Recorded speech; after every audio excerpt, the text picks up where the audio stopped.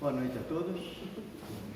Sempre em primeiro lugar, lembramos de agradecer a Deus, a Jesus, aos amigos, mentores e protetores, por mais esta oportunidade que recebemos para aprender a falar e principalmente a parte mais difícil, que é colocarmos em prática em nosso dia a dia os ensinamentos deixados pelo Mestre Jesus, através das suas mensagens, das suas parábolas e através das obras básicas codificadas por Allan Kardec. Aprender a falar, a gente vai levando, vai treinando, vai ficando meio nervoso, depois vai relaxando e vamos todos os dias mudando algumas coisas, trazendo algumas informações, estudando, mas a prática diária dos ensinamentos do Mestre, esta é a mais difícil para todos nós, principalmente para os espíritas. Sempre temos, ao longo do nosso dia, alguma dificuldade, alguma coisa, alguma contrariedade, que vão nos testando, para ver se realmente nós já estamos aprendendo. À primeira vista, dá a impressão que não aprendemos nada, que não damos um passo à frente, mas quando nós paramos e começamos a pensar em alguns tempos atrás, nós vemos que sim, vamos nos modificando. É que a modificação do ser humano, ela é tão devagar, ela é tão lenta, tão sutil, que dificilmente a gente percebe. E tão demorada que as coisas acontecem e nós não percebemos. Mas de vez em quando a gente dá assim uma pensada assim, de alguns tempos para trás, e a gente vê que vai se modificando. Às vezes ouvimos uma notícia na televisão, lemos numa revista, no jornal, e ficamos assim, nossa, mas como é que ainda isso pode estar acontecendo? Porque nós já estamos tendo um outro entendimento daquilo que acontecia aos tempos atrás e nós achávamos normal.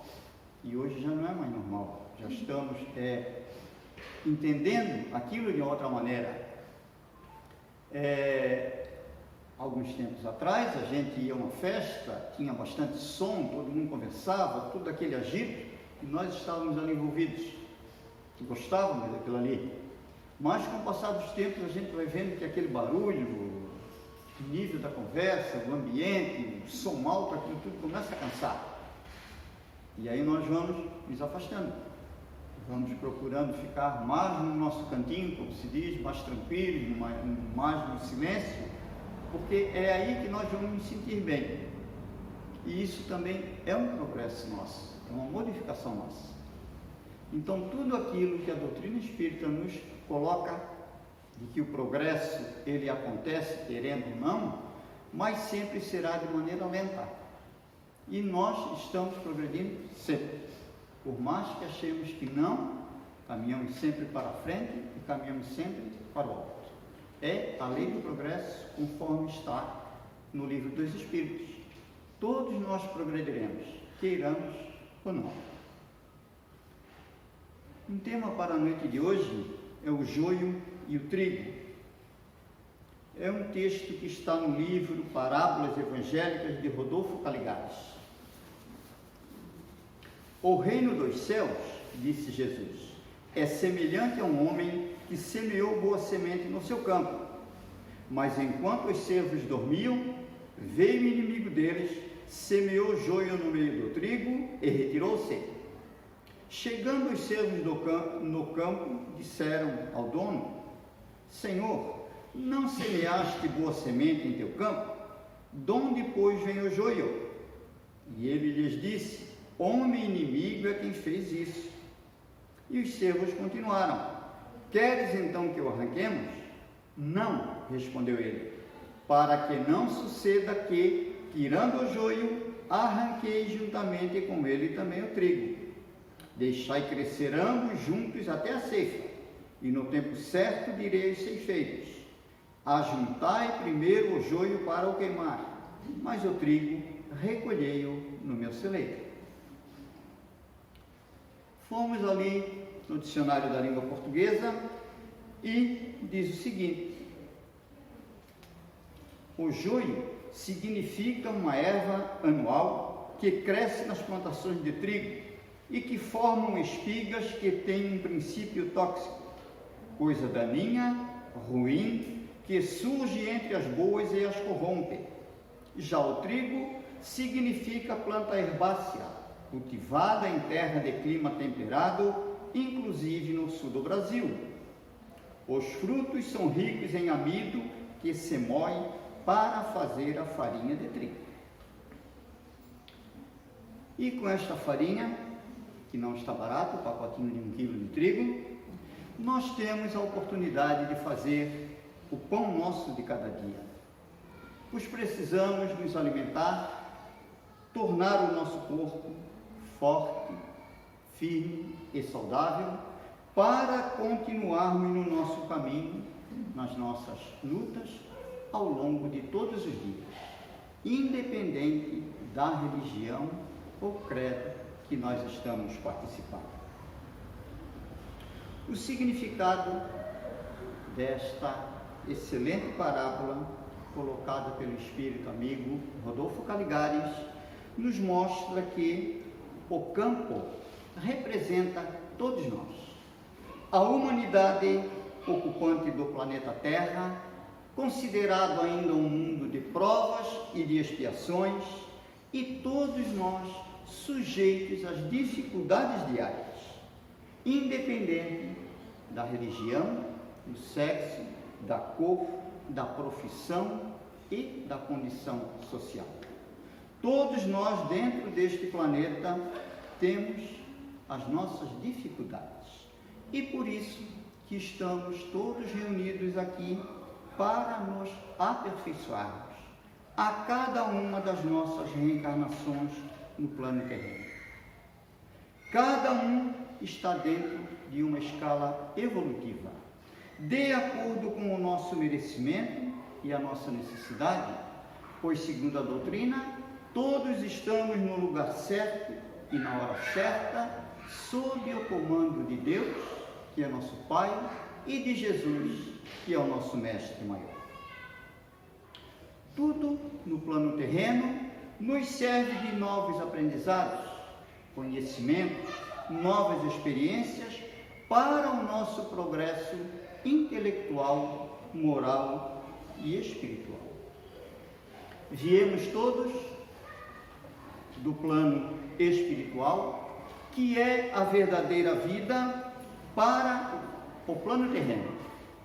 E aqui vamos aprendendo a viver em grupo e nunca isolados. E é desta maneira que todos vamos nos lapidando, aprendendo através do contato diário com nossos semelhantes a apararmos as arestas que nós temos, do orgulho, do egoísmo, da inveja, tudo isso tão forte ainda dentro de cada um de nós. O semeador é o Mestre Jesus, o ser mais perfeito, moral e espiritual, que esteve no plano terreno há mais de 2000 anos e que nos deixou todos os seus ensinamentos, sempre voltados para a prática do bem, sem vínculo com qualquer religião de todos os tempos. Se nós olharmos as obras básicas, não encontraremos nada dizendo que Jesus pertenceu a tal religião, porque nunca ele teve qualquer vínculo.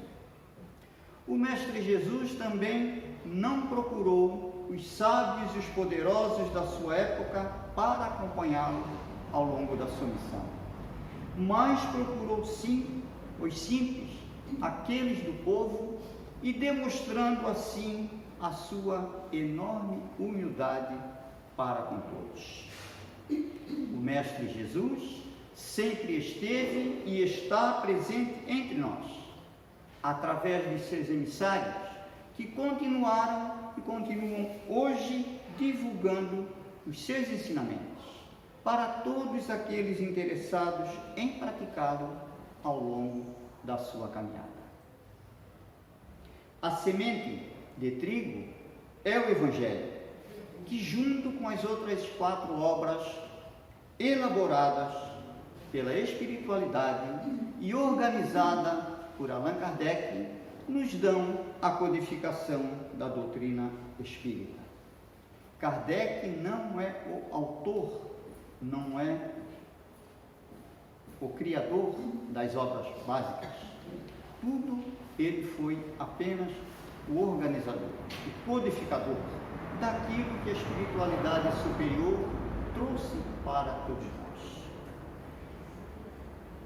O Livro dos Espíritos, em 1857, o Livro dos Médiuns, 1861, o Evangelho segundo o Espiritismo, em 1864, o Céu e o Inferno, em 1865, e a Gênese, em 1868. Estas são as obras elaboradas pela espiritualidade e codificada por Allan Kardec. O joio é a erva má que nos dá a interpretação errada de todos os textos contidos na codificação. É o joio que procura desviar os nossos atos, palavras e pensamentos para o lado negativo da vida terrena. É o inimigo que abre os nossos caminhos para as portas largas da vida e que nos faz esquecer do orai e vigiai para não caíres em tentações. É o inimigo que tem por objetivo lançar dúvidas, provocando as incertezas sobre a nossa ainda pequenina fé. Mas lembremos que o Mestre Jesus sempre fez a boa semeadura, dando o verdadeiro exemplo de amor, de bondade e de fraternidade para todos nós, e que a sua semente sempre foi de excelente qualidade. Infelizmente, nós é que ainda não aprendemos a semeá-las em terreno fértil. Nós é que não soubemos fazer a colheita devido ao orgulho e egoísmo que hoje impera entre todos. Prestemos atenção também que todas as religiões do mundo voltadas para o bem, que sempre foi a principal mensagem do Mestre Jesus, de maneira clara, simples e objetiva, vão aos poucos estas religiões sendo invadidas pelo joio, dividindo-se entre outras tantas sub-religiões, sem qualquer significado, quando comparadas com os ensinamentos, com as verdadeiras mensagens deixadas para todos nós. Vemos grupos incriminando uns aos outros, e aqueles mais fortes procuram eliminar os outros mais fracos, como nós já conhecemos através de toda a história, com as torturas, as inquisições e as chamas das fogueiras. A luta entre religiões para ficar com o maior poder vem de séculos e séculos atrás.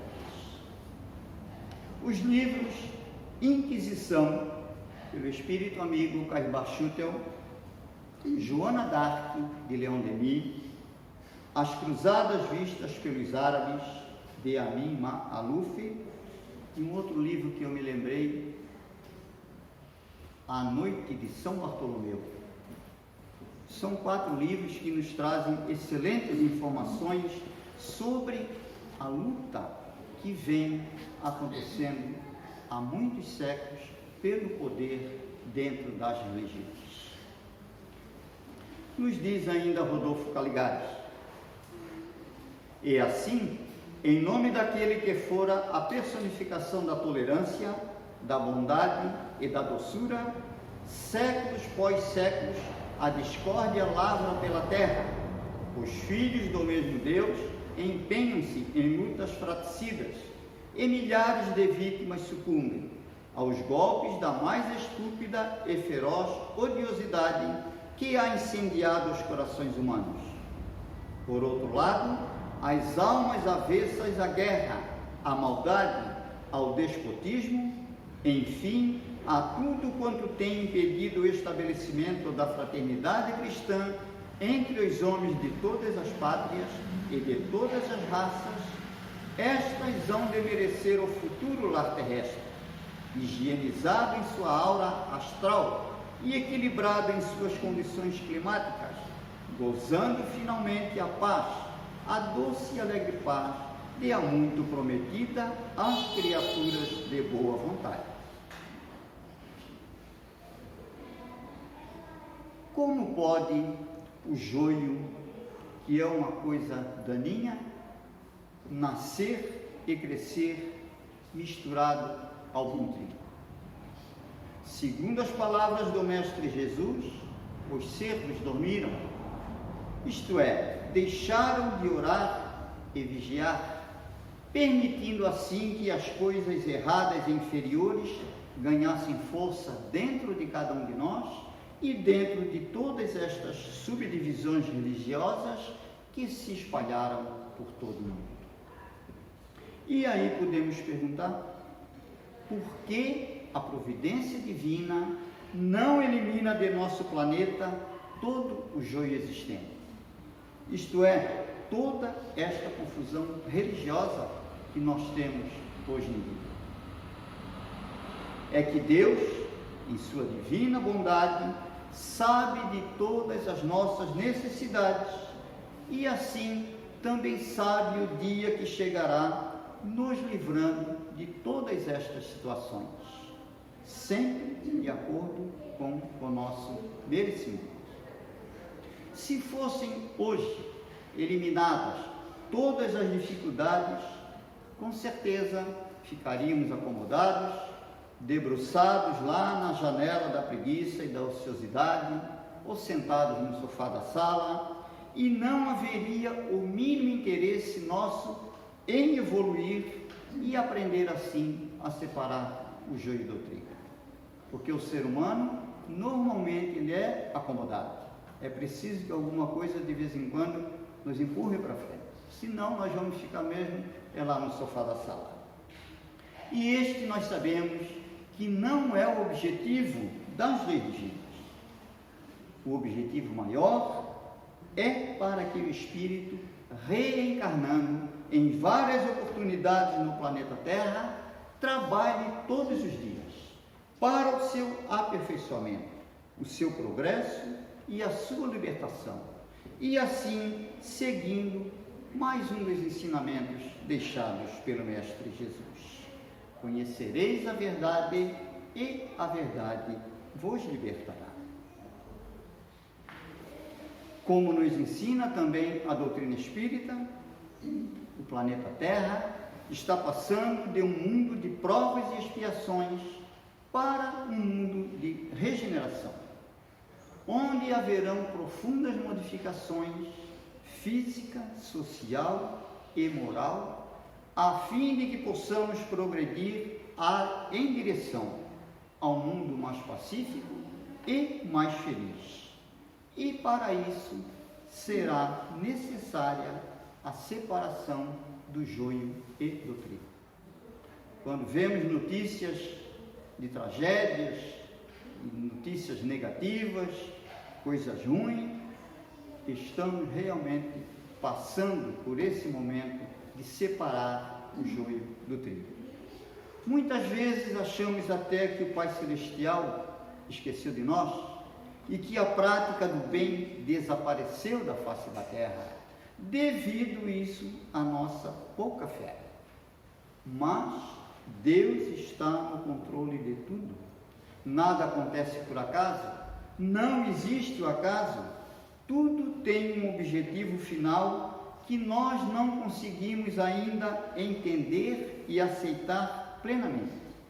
E tudo isso, esse não entendimento, é o orgulho e o egoísmo, junto com a nossa imperfeição, que não nos deixa ver muitas coisas que acontecem diariamente. Joana de Ângeles nos diz o seguinte: o progresso moral é lento e exige sacrifícios de todos os cidadãos que aspiram pela felicidade e pela harmonia na Terra. Vivem-se na atualidade os dias de descontrole emocional e espiritual do querido orbe terrestre. O tumulto desenfreado, fruto das paixões servis, invade quase todas as áreas do comportamento humano. A probidade cede lugar à avareza. As pessoas mal se suportam umas às outras. A rigor, com as nobres exceções existentes, a sociedade moderna encontra-se gravemente enferma. Instala-se desse modo, lentamente, o período da paz, da brandura, da fraternidade. Sofrido, o ser humano ver-se-á compelido a fazer a viagem de volta às questões simples e afáveis, à amizade e à ternura. Que não se demore esses dias, que dependerão do livre-arbítrio destes indivíduos em particular e da sociedade em geral. Segundo a espiritualidade, esta nova etapa neste mundo de regeneração, o bem superará o mal e este mal continuará existindo, mas em pequena escala. As energias elevadas, as coisas positivas, superarão os momentos de dificuldades. O orgulho, o egoísmo e os seus acompanhantes ficarão para trás e nós teremos a bondade, a caridade e a fraternidade como um único objetivo para todos nós, de acordo com as leis divinas, que nós sabemos serem imutáveis, e que para todos nós, Jesus nos deixou mais um dos seus ensinamentos. Eu sou o caminho, a verdade e a vida. Quando se fala no mundo de regeneração, que queremos mudar, que está tudo errado, alguma coisa assim, hoje ainda eu vi coisas que a gente às vezes fica pensando, né? Saí de minha casa, fui até o supermercado, tem ali um quilômetro mais ou menos. Nesse trajeto, no mínimo, eu vi 3 máscaras dessa jogadas na rua. A pessoa tirou do rosto e jogou. E às vezes são pessoas que reclamam. Não tem ideia de que aquelas máscaras, se vai juntar uma daqui, dali, vai para o bueiro. No dia do temporal, a rede de bueiro está entupida, invade a rua, invade as casas, destrói os móveis, destrói as casas e Deus é o culpado. Isso a gente ainda vê por aí, normalmente, as pessoas não têm ideia, acham que jogar uma simples máscara ali não tem nada a ver, mas tem muito a ver, mais tarde tem um retorno. Diz ainda Rodolfo Caligares: quando os tempos forem chegados, todos os sistemas religiosos que se hajam revelado intolerantes e opressores cairão reduzidos a nada, e todos quantos não se afinem com a nova ordem das coisas, conhecerão o fogo da expiação em mundos inferiores, mas de conformidade com o caráter de cada um.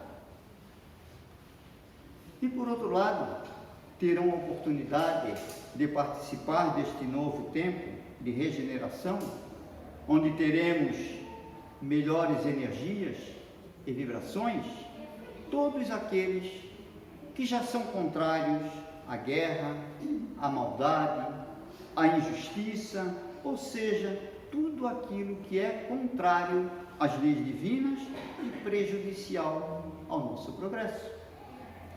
Com a chegada deste mundo de regeneração, temos também que aprender a praticar o respeito pelos nossos direitos e pelos nossos deveres, que temos que cumprir diante das leis terrenas, porque nós hoje gostamos muito de reclamar sobre os nossos direitos, mas quando temos que cumprir os nossos deveres, muitas vezes nos fazemos de esquecidos ou de desentendidos para com tudo e para com todos. Então, temos que aprender a respeitar as leis divinas e a respeitar as leis dos homens. Um artigo de José Luiz Condota nos diz o seguinte: sou honesto, e daí? Todos em sã consciência sabem o que é honestidade apenas pelos atos que praticam na vida. Quem não sabe o que é certo e errado? Quem não sabe quando está praticando uma desonestidade? A honestidade tem muitos sinônimos e todos eles sustentam o melhor entendimento desta qualidade. Alguns deles, a integridade, a decência, a honra, sinceridade e lealdade.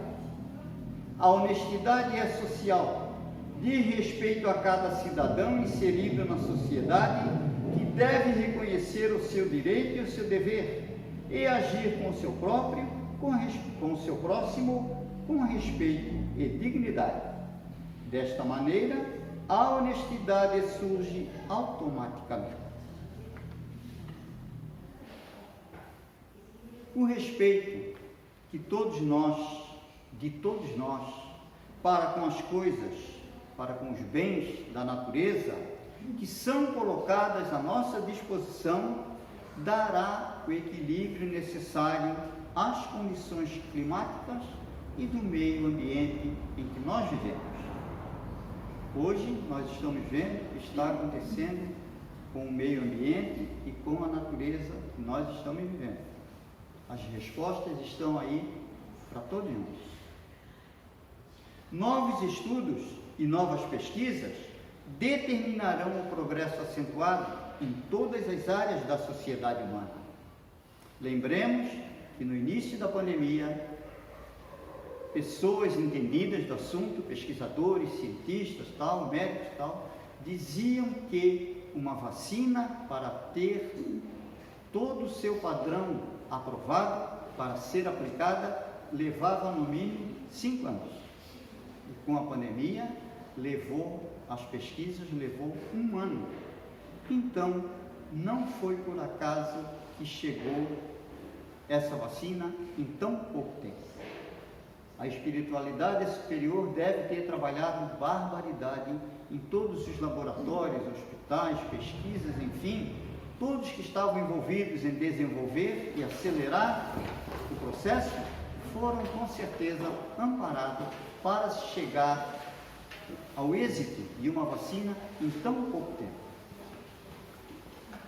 O aumento da produção agrícola dará uma melhor distribuição de alimentos para todos, reduzindo assim a fome, a pobreza, as doenças e tantas outras misérias que ainda hoje se espalham por vários pontos do nosso planeta. Teremos assim, dentro deste novo mundo de regeneração, a paz de há muito prometida para todos aqueles de boa vontade, e nós faremos sempre o bom uso do livre-arbítrio que Deus concede a cada um. Diz um artigo da Revista Internacional de Espiritismo: ademais, todos nós haveremos de nos submeter, mais dia menos dias, metaforicamente falando, ao julgamento divino, conforme preceituou Jesus quando afirmou: a cada um segundo suas obras. Seja como for, nesse período de transição em que vivemos, onde a separação do joio e do trigo está em pleno andamento, não convém agir com negligência, desdém, má vontade ou indiferença, seja qual for a profissão que abracemos ou o papel que exerçamos na sociedade. Cremos que o mais prudente, para não nos arrependermos novamente depois, seria nos concentrarmos cada vez mais em fazermos as nossas partes sem ferirmos as noções de bondade, ética e moral. Que nós possamos continuar sempre aprendendo a separar o joio do trigo, através da honestidade, da boa vontade, do interesse e persistência ao longo de toda a nossa caminhada. E por mais difícil que sejam alguns momentos da nossa caminhada, nós precisamos sair desta inércia e desse comodismo, sairmos do sofá da sala, da janela e procurarmos aos poucos trabalharmos dentro da seara do Pai, que nós sabemos que é imensa e que poucos são aqueles trabalhadores interessados, dedicados em praticar os seus ensinamentos. Só assim teremos acesso a este mundo de regeneração, que é tão comentado por todos nós, tão falado, mas que tão pouco ainda fazemos para merecer. Principalmente quem está aqui falando, que é o mais necessitado em aprender a separar o joio do trigo. Agradecemos mais uma vez a Deus, a Jesus, aos amigos mentores e protetores pela oportunidade que recebemos. Agradecemos a atenção e a presença de todos. Que Deus nos ilumine, agora e sempre, que assim seja. Muito obrigado.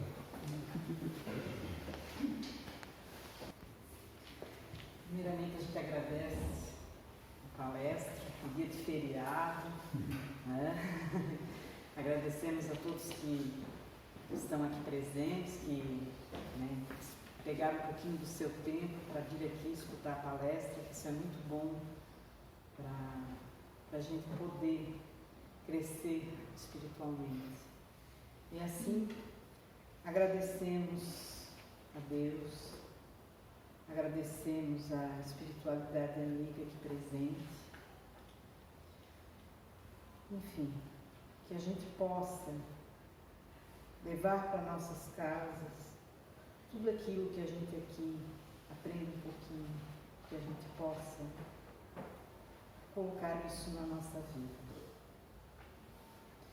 Pai nosso que estás nos céus, santificado seja o teu nome, venha a nós o teu reino, seja feita a tua vontade, assim na terra como nos céus. O pão nosso de cada dia nos dai hoje. Perdoa as nossas dívidas, assim como nós perdoamos aos nossos devedores. E não nos deixes cair em tentação, mas livra-nos de todo mal.